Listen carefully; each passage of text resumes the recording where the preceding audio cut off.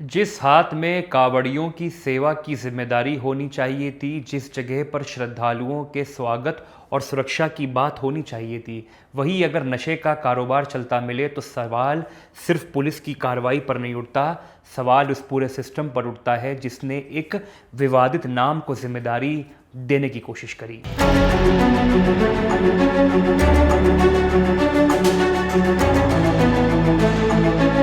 बस्ती के हरैया से आई इस खबर ने अब सियासत को और ज़्यादा गरमा दिया है। पुलिस ने कांवड़ यात्रा के दौरान अवैध मादक पदार्थों की तस्करी के खिलाफ अभियान चलाते हुए एक बड़ी कार्रवाई की है।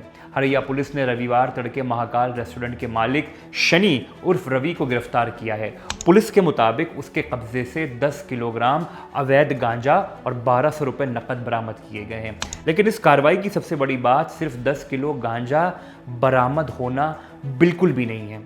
जी हाँ साथियों, इस मामले का राजनीतिक एंगल इसलिए महत्वपूर्ण हो जाता है क्योंकि पुलिस के मुताबिक गिरफ्तार शनि कुमार उर्फ रवि का पहले नगर पंचायत के नामित सभासद की सूची में नाम है। हालांकि उसका अभी तक शपथ ग्रहण नहीं हुआ था, यानी जिस व्यक्ति को स्थानीय निकाय में जिम्मेदारी दिए जाने की तैयारी थी, उस व्यक्ति को अब पुलिस ने गांजा तस्करी के आरोप में पकड़ा है, गिरफ्तार किया है। सवाल उठना भी बहुत लाजमी है, आखिर नामित सभासद की सूची में ऐसे व्यक्ति का नाम कैसे आया? क्या उसकी पृष्ठभूमि की जांच नहीं हुई? क्या पार्टी ने उसको बनाने से पहले उसकी जांच नहीं करी? अगर पहले उसके खिलाफ आपराधिक आरोप और विवादित मुद्दे रहे हैं तो फिर राजनीतिक जिम्मेदारी देने की प्रक्रिया में इन बातों को नजरअंदाज क्यों किया गया?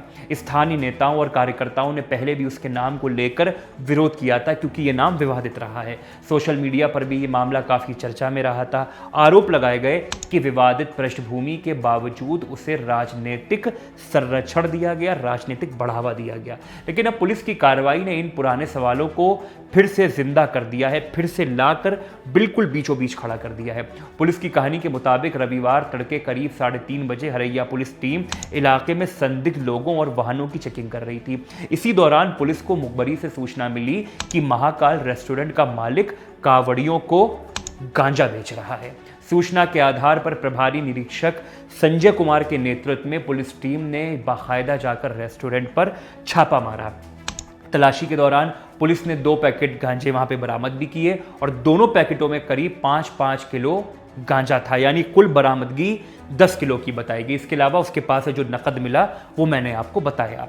पुलिस के अनुसार पूछताछ में आरोपी ने बताया वो कावड़ यात्रा के दौरान ज्यादा मुनाफा कमाने के लिए नेपाल से गांजा लाता था और फिर उसकी छोटी छोटी पुड़िया बनाकर कावड़ियों और जो वहां पे राहगीर हैं उनको बेच दिया करता था। हालांकि इन बयानों और आरोपों की अंतिम पुष्टि न्यायिक प्रक्रिया में होगी, क्या सही है क्या गलत। पुलिस ने आरोपी के खिलाफ NDPS एक्ट की धारा 8/20 के तहत मामला दर्ज किया है। मुकदमे का नंबर 231 बनाम 2026 बताया गया है और आरोपी को न्यायालय के सामने पेश किया जाएगा।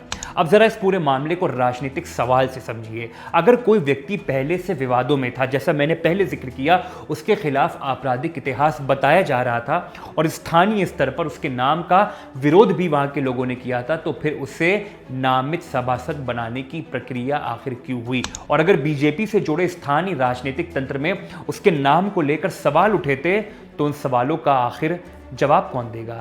यहां बीजेपी पर सीधा आरोप लगाने से पहले जांच जरूरी है, लेकिन बीजेपी नेतृत्व और स्थानीय प्रशासन से जवाब मांगना पूरी तरह जायज़ है, पूरी तरह लाजमी है, क्योंकि मामला सिर्फ एक गिरफ्तारी का यहाँ पर नहीं हो रहा। ये मामला सिर्फ एक मामूली सी गिरफ्तारी का बिल्कुल नहीं है। मामला उस राजनीतिक प्रक्रिया का भी है जिससे कभी व्यक्ति को सार्वजनिक जिम्मेदारी देने से पहले उसकी पृष्ठभूमि की जांच कितनी गंभीरता से की जाती है कि आखिर वो पुराना इतिहास उसका क्या रहा है, क्या पहले उसने कोई क्राइम किया है। और खासकर कावड़ यात्रा जैसे धार्मिक आयोजन के दौरान अगर पुलिस को किसी व्यक्ति के पास से 10 किलो गांजा बरामद होने का दावा करना पड़ रहा है तो ये निश्चित तौर पर बहुत ज्यादा गंभीर मामला है। अब देखना होगा कि अदालत में इस मामले की आगे क्या सुनवाई होती है, आरोपी के खिलाफ लगाए गए आरोप कितने और ज्यादा साबित होते हैं, और सबसे बड़ा सवाल जिस नाम को लेकर पहले ही विवाद था उसे नामित सभासद की सूची में शामिल करने की जिम्मेदारी आखिर किसकी थी? ये सवाल अब हरैया से लेकर बीजेपी की स्थानीय नेतृत्व तक